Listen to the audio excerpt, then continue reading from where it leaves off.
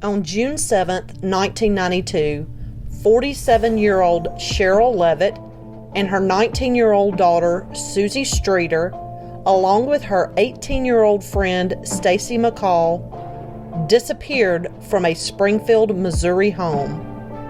The two teenagers had just graduated high school the day before and had big plans for their lives. No signs of foul play, no suspects, no signs of anything for nearly 29 years. What happened to the three women known as the Springfield Three?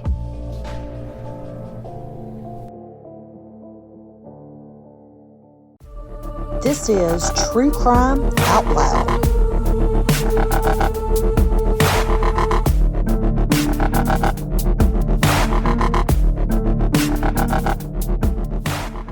I'm your host, B. And I'm your host, Jen. Before we get into our case this week, I wanted to let everyone know Valentine's Day is a few days away, and we will have a bonus episode on Valentine's Day for you to listen. This week's case is going to take us to Springfield, Missouri.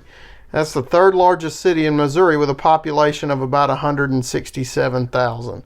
It's the main city of the Springfield metropolitan area, which has a total population of about 460,000.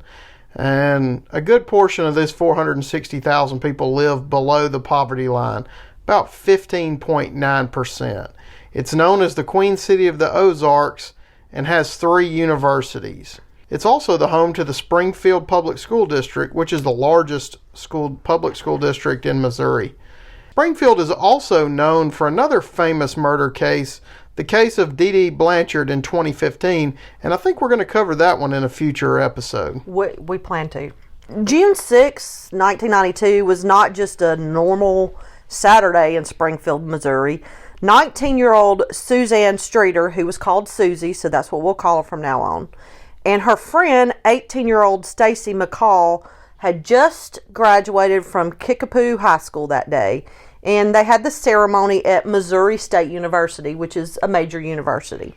They both had long-term plans in mind. Susie wanted to become a cosmetologist like her mom, Cheryl, and Stacy planned to attend Missouri State University. The evening after graduation, the girls had gone out and attended several graduation parties with friends, and one of those friends was Janelle Kirby.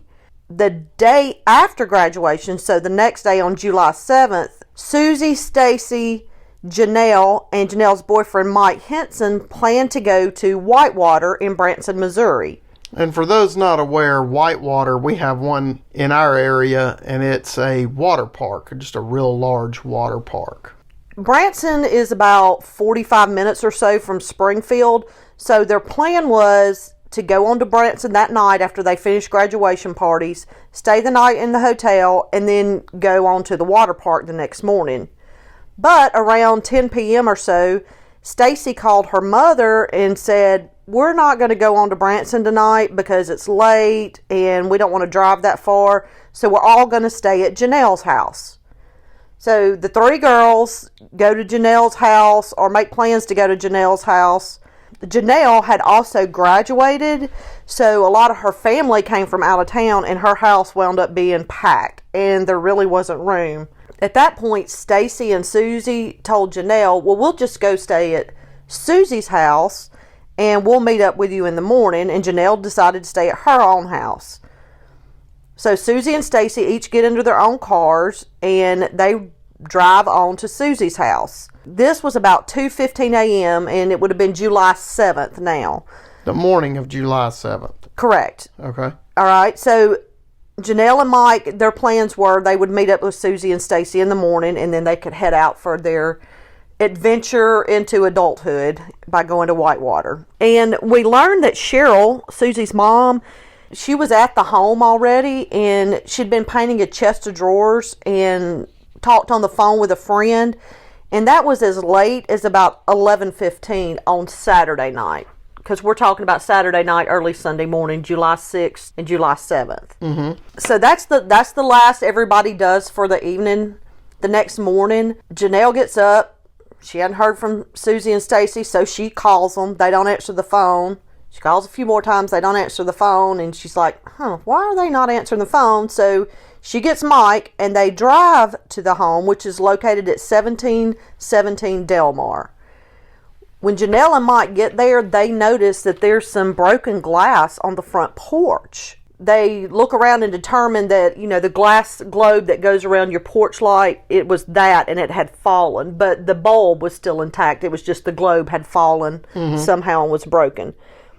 So they knock on the door. Nobody answers. Well, they discover that the door's unlocked. So they decide, well, let's go in and make sure they didn't oversleep. Maybe they left a note. I mean, who knows what's going on. They go in. Nobody is in the home except the family dog, Cinnamon. Janelle says Cinnamon was excited. She was running around and she was kind of acting abnormal, but they didn't know what to make of it at this time. While they were in the home, though, the phone rang. It was a male caller saying obscene things to Janelle. Well, she hung up real quick. The phone immediately rang again. Same kind of call, so she hung up again. And this is a time, caller IDs, I believe, were probably coming in, but they weren't very popular because during this time frame, I was also a teenager, and I know we didn't have one. If they were around, like I said, I'm not sure when they started to become popular in homes, but they wouldn't have known who it was. Right. So Janelle and Mike say, hey, nothing's out of place here. Don't know what's going on. Maybe they made other plans. They just didn't tell us. So they decide, hey, we'll clean up that glass and throw it in the trash and be on our way, which is what they did. Later that afternoon, Stacy's mom, her name is Janice Mccall. She had not heard from Stacy, and she was out bridal shopping with another daughter. So she called Janelle's house to check in on Stacy, and that's when Janelle told her, well, Stacy didn't stay here last night. After she talked to you, our plans changed, and she ended up going to Susie's home to stay the night. So Janice tried to call Cheryl in Susie's home, and she couldn't get an answer there. She ends up going to the home, and she said this was her first time going to the home. Cheryl and Susie had only moved into this house about 4 months prior to this day, and it was due to Cheryl having gotten a divorce. When she arrived, she said her daughter's car was there, along with Cheryl's car and Susie's car. They were all parked in the driveway, so she figured they had to be home, but no one answered the door. She noticed it was unlocked, and she went inside. She saw that Cinnamon was there, but she also noticed some other things that maybe Janelle and Mike really didn't pay attention to. She said that Cheryl and Susie's beds had both been slept in, and Cheryl's glasses were on her nightstand next to an open book, as if she'd been reading. The girls had obviously come in and taken their makeup off because the washcloths in the bathroom had makeup on them where they had used them, and taken their jewelry off and left it there. And, back in the early 90s, us girls wore a lot of jewelry. Right. She said her daughter's clothes that she had had on that previous day were folded neatly in Susie's room, and that the only thing missing was her t-shirt and her underwear, like what she would have slept in, possibly. The purses of all three were sitting together, and they were open. The TV was on, but it was just static. Janice decided to check the answering machine to see if it might tell her, where the three had gone, if there was some kind of message that would give her clues, because she had no idea. And she said there was a message in a male voice, and it was strange or peculiar. So everything adding up, she just did not feel right. So she calls the police, and it was late when she called, so they told her to come file a report the next morning, and that's what she did. Went the next morning to file a report for all of them being missing. That day, police come to the home, so we're July 8th now. The police come to the home. Janice pointed out all these odd things, and she told them about the message on the answering machine. They went to try to listen to it, but they couldn't. Somehow, when Janice had listened to it, it had either automatically erased it or been accidentally erased, and she could not even remember what the man said. She just said that it seemed strange. And in addition to what Janice already noticed, the police discovered by looking in their purses that their money, their keys were there, Their shoes were still there. Both Susie and Cheryl smoked, and both of them had left their cigarettes and lighters there. It seemed like absolutely nothing else missing but the three women. I want to point out here that by the time the police got the call and made it into the home, there had been at least 10 and probably more people inside the home. So at this point, you have a contaminated crime scene, if that's indeed what it is. The police went around and did a canvass of the neighborhood, and no one had heard or seen anything that seemed suspicious to them. So this day after the disappearance, Janice goes immediately and makes flyers of the three women, and she starts handing them out all over town, just getting the word out. So the police have got three missing women on their hands and not a whole lot of evidence to go on, and a house that has had a whole bunch of people trampling through it. To kind of begin the investigation, they contact Bart Streeter. Now, Bart is Cheryl's son and Susie's older brother. He's 9 years older than Susie, and they wanted to know if maybe he knew anything about where his mother and sister were or where Stacy was. So Bart tells police that he's had a strained relationship with his mother and sister. And he tells them that when he was 17, he moved out of his mother's home because he didn't like his mom's rules and she didn't like his drinking. Bart ended up having an alcohol dependency problem that further drove him away from his mother. So he's 9 years older than Susie and he's got this drinking problem. By the fall of 1991, Bart moves back to Springfield where he and Susie got an apartment together. Susie worked at a movie theater after school and on weekends. So that would explain how a high schooler is able to afford an apartment, I guess. Right. So one night after she comes home from work, she and Bart get into an argument about Bart's music. Due to the argument and Bart's drinking, Susie just decides that she's going to move back in with Mom. They kept their distance from Bart, and Bart stayed away from them. Bart tells the police, "I do not know anything about the whereabouts of these three women." Bart says his alibi for the night of July 6th and the morning of July 7th that he's drunk and passed out on his couch. His neighbor and his girlfriend were able to corroborate that alibi. So he tells police, "I don't know anything about where my mom, my sister, or my sister's friend are.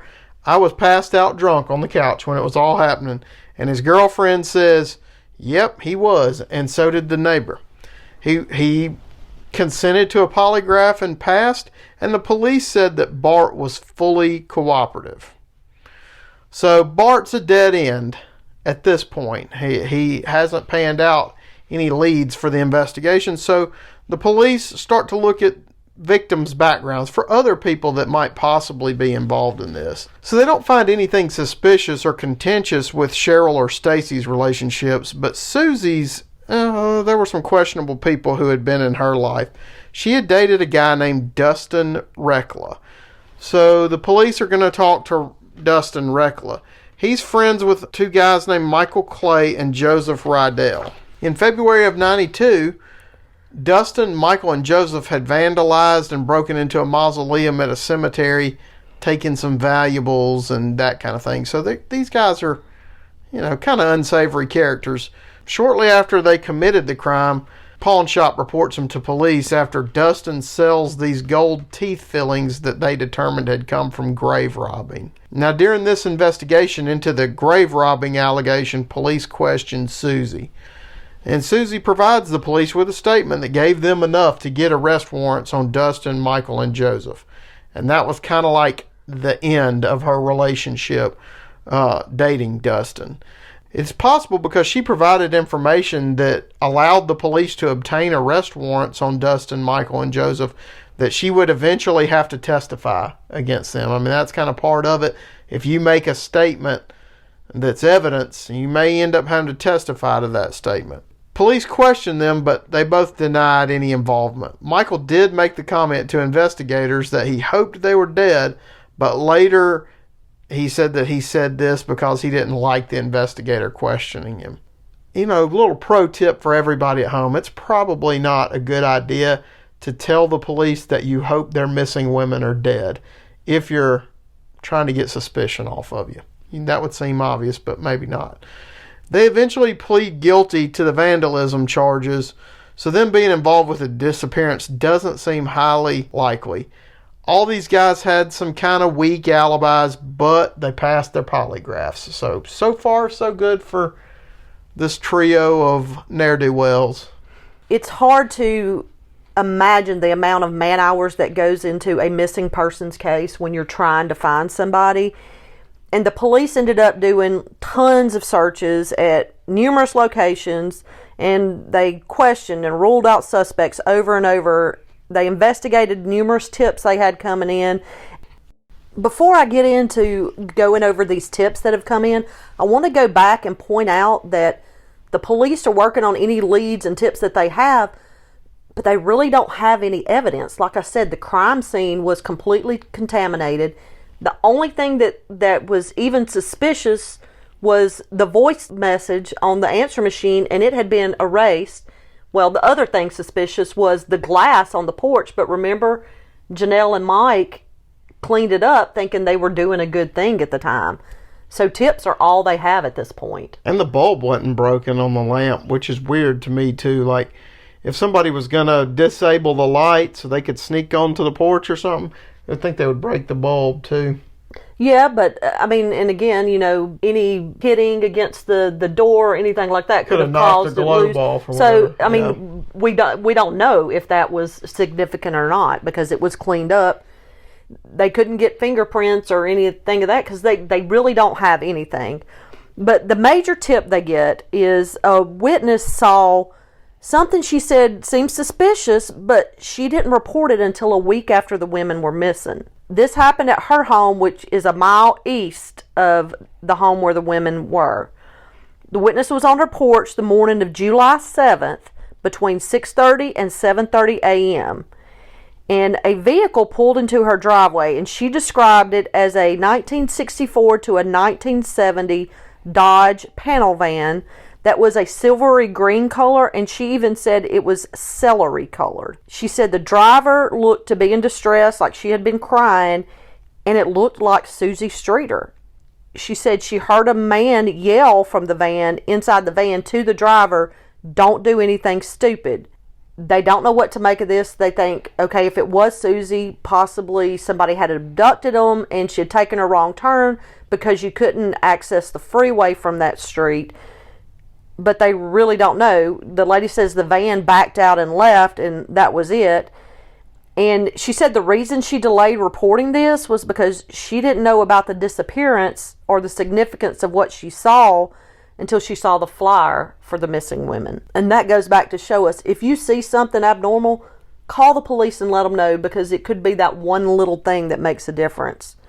The police even got a van that looked like this one, and they painted this celery color, and they park it in front of the police department with a sign on it asking for tips. I mean, they are going far to try to get information. They do say it's hard to confirm if this was actually Susie and if the green van even had anything to do with the disappearance, but it's all they have. And it's one of those things where, had this person reported that suspicious activity when it happened, who knows? You may have been able to get a police car to stop the van and figure out, right then if it was them or not. Yeah. That's why it's so important, if you see something suspicious, to go ahead and report it. Yeah, like I always say, see something, say something. Another tip comes in on June 24th of 1992.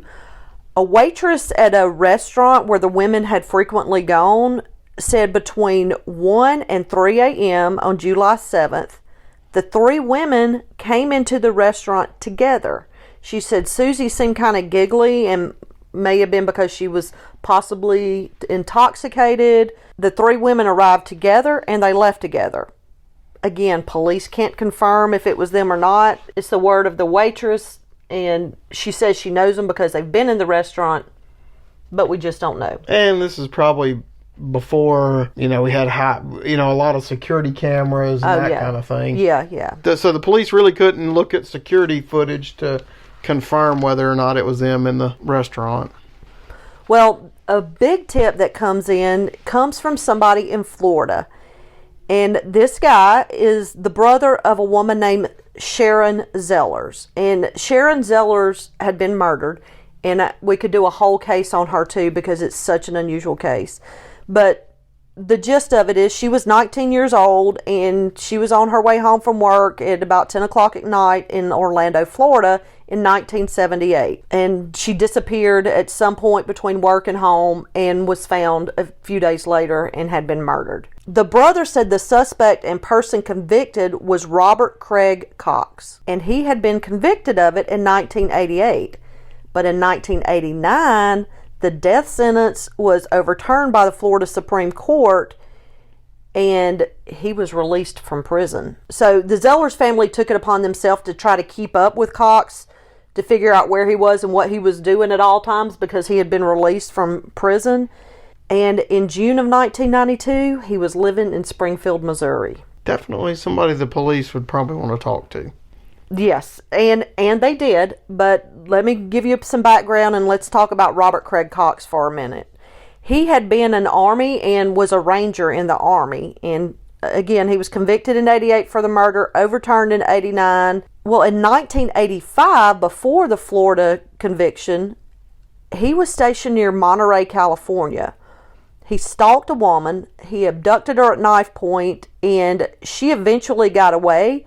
Well, then he abducts another woman at gunpoint from the Monterey Airport parking lot, and she again managed to escape when she convinced him for some reason to stop by a friend of hers house. So she escapes, but he holds this friend at gunpoint and threatened to kill the friend and himself until police get there, and he winds up being arrested. So he pled guilty to kidnapping and assault on those charges. Well, he was in prison in California when he was indicted on the murder of Sharon Zellers. Because remember, Sharon Zellers was murdered in 1978, and he didn't get convicted until 1988. Mm-hmm. So I guess it took them that long to build up their case, and when they find out that he's in California, they decide they want him to come to Florida for trial, which he does. But after the death sentence was overturned, he went back to California to complete his sentence there. And then once he got out of prison in California, he moved to Springfield, Missouri, which is where his parents lived. And when police talked to him, he did confirm he was living in the area at the time, and he worked as an underground utility locator. Which is somebody who just locates gas lines and underground electrical stuff so that construction projects don't tear it up. Call before you dig kind of thing, so you don't go to make an addition to your house and end up rupturing a gas line or something. Well, but the thing is, by the time the police locate Robert Craig Cox, he's serving a life sentence in Texas for an aggravated robbery where he held a 12-year-old girl at gunpoint. Probably not our ideal citizen in the U.S. here. When they interview him, he said that day he had gone to a golf tournament on July 6th. He stayed at home with his family that night. Then he took his girlfriend to church the next morning of July 7th, and his girlfriend even confirms his alibi. Well, they look in a little bit further into his background and find out that Cox was actually a mechanic at a used car lot where Stacy's dad was employed. They don't know if this is any significance, but there is some kind of relation up there. The information to Cox was actually presented to a grand jury in 1995, but they did not indict him, or they no-billed him.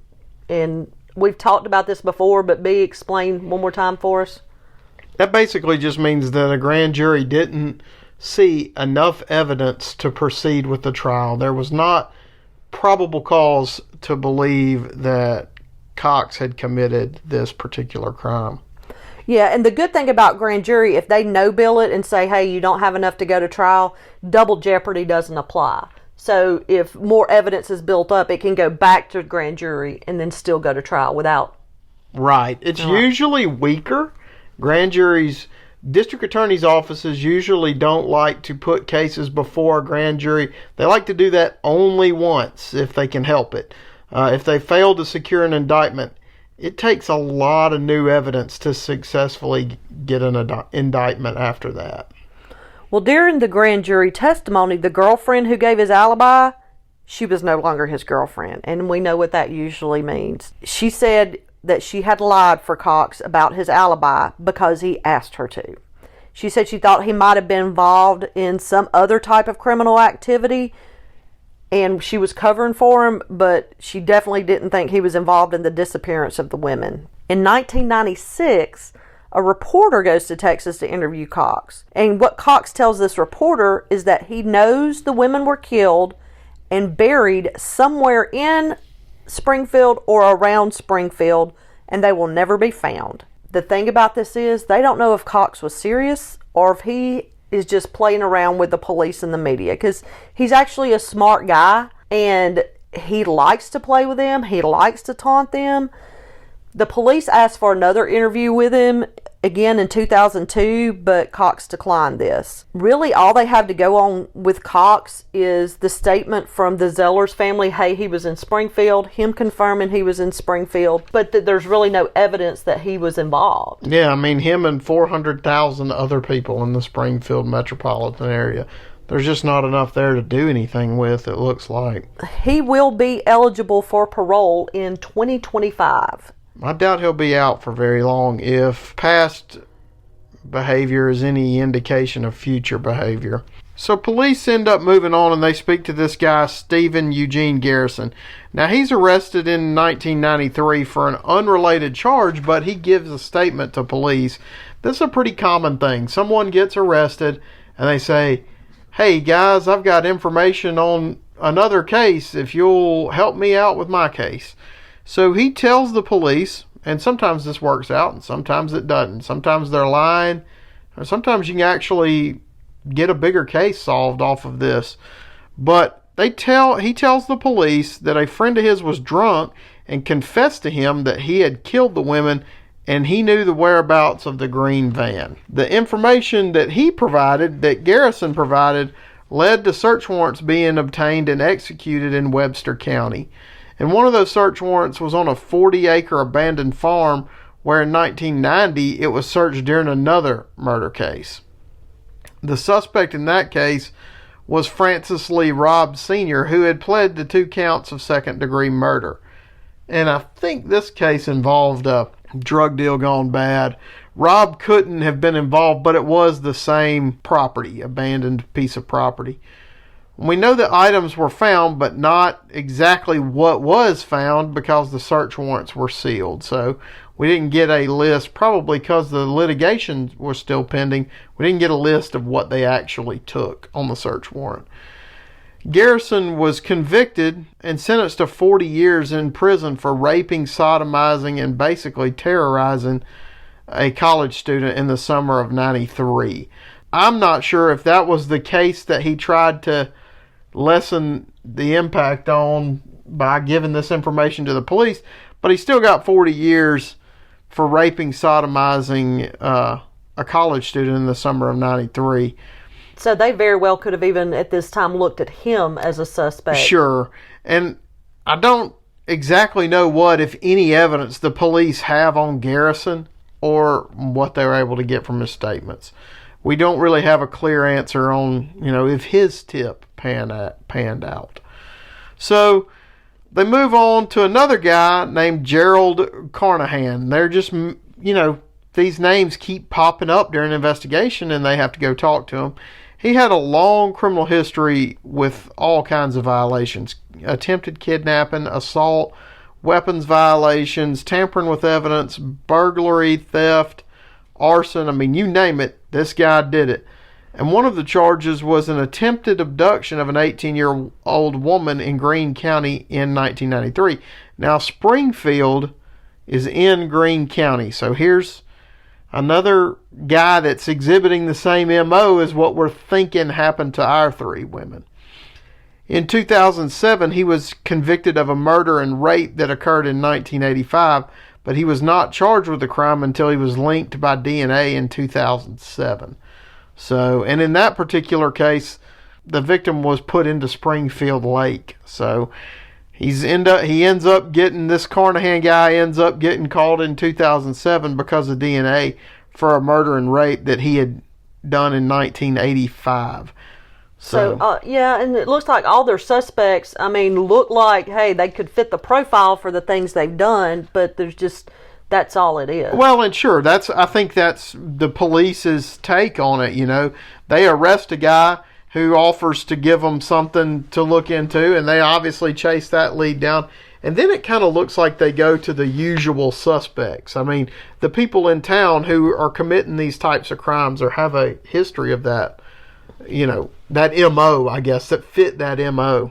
Well, I want to move on to some other information that has happened past 1992 when they went missing. Some of these are tips. It's just a various information. In 1993, January, this was featured on America's Most Wanted. Well, a caller called in and gave some specific details about the missing women. They tried to transfer this caller to Springfield police, and he hung up. In February, the police announced that it could have possibly been a serial killer that took these women, or more than one serial killer. And in August of 1993, like we said, they had searched the 40-acre farm in Webster County. Well, that happened in 1993. In 1997, Cheryl's sister had Cheryl and Susie declared legally dead, so she could complete any kind of legal action that needed to be taken. Stacy's mom said she will not have her daughter declared dead unless her body is found. Well, in 2003, another abandoned farm was searched, and we know that DNA was taken, but there was no match that would lead them back to the women. In 2006, this is where we have significant something happen, and if anybody has heard about this case of the Springfield Three, as they're called, this is one of the things that they've heard, and a lot of people take it to fact when it's not necessarily factual. So the police get a tip, 2006, that the 3 women are buried in the parking deck at Cox Hospital. A woman who was like an internet sleuth, she goes to the parking deck with an engineer using ground penetrating radar. And this guy's name is Rick Norland. And he said he sees 3 anomalies.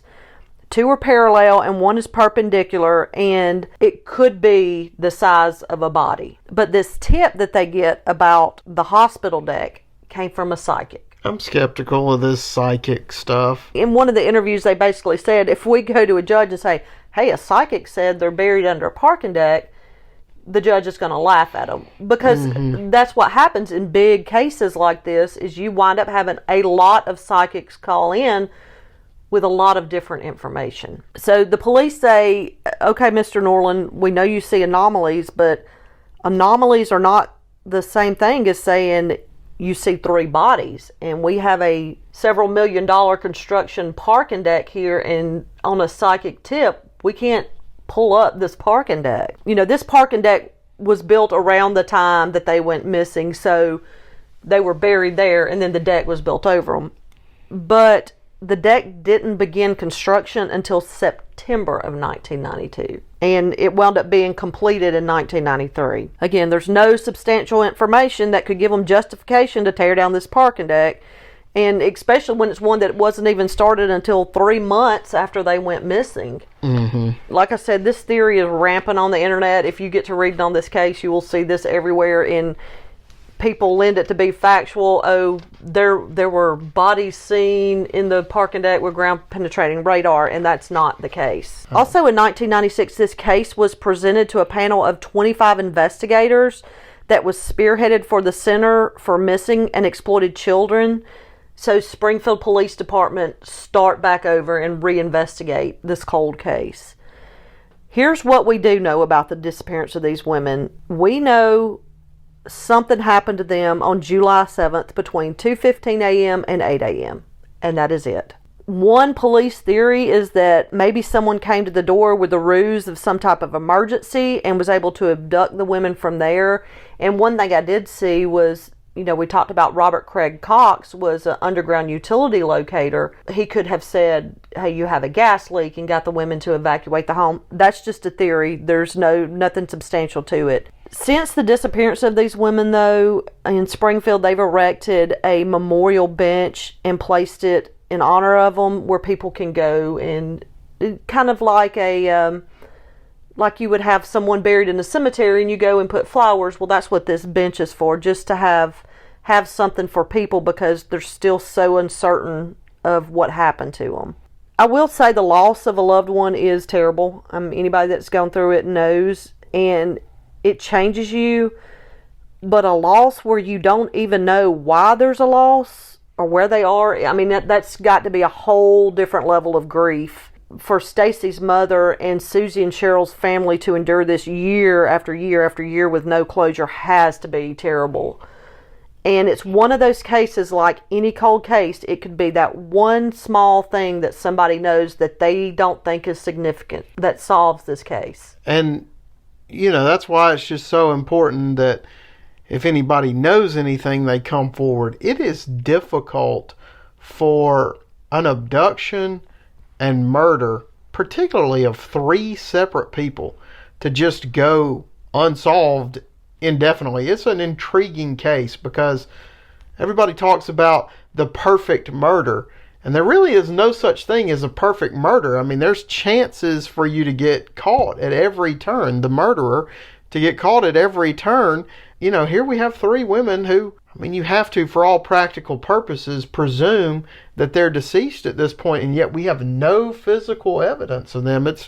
It's incredible, and like you said, very sad for their families. I couldn't imagine what they're going through, but and I know Stacy's mom still advocates for trying to find her daughter, and Bart Streeter, the son of Cheryl and brother of Susie, he runs a blog and he still advocates for his family. He said he regrets that he spent so much of his life in turmoil with them, in drinking and not getting to enjoy them and having them disappear when they weren't on good terms. I'm sure that has been hard on him. And on another side note, what about the girl who decides to sleep at her house that night? Oh, no, I know. You know what I'm saying? The girl with Janelle, Janelle that says, well, I'll catch up with y'all in the morning. I'm going to stay at my house. It's weird how those decisions, you never know what impact or, it's just a very intriguing case. Both Susie and Stacy would be in their 40s now. A 47-year-old Cheryl, along with 2 teenage girls, just to disappear of their own accord, that I don't think that was ever even an option they thought of. No, I think you have to presume some type of foul play. But if anyone listening has any information regarding this case, please contact the Springfield Police Department at area code 417-864-1810. We hope you enjoyed this case. We enjoyed presenting it to you. Definitely a unique one. Everybody check out Jen's Valentine's Day special, and we'll see you next week. Visit our website at truecrimeoutloud.com, on Facebook and Instagram at True Crime Out Loud. Out Loud is 2 words, not 1. Or on Twitter at TC Out Loud. Photos, links, and sources for this podcast can be found on our website at www.truecrimeoutloud.com.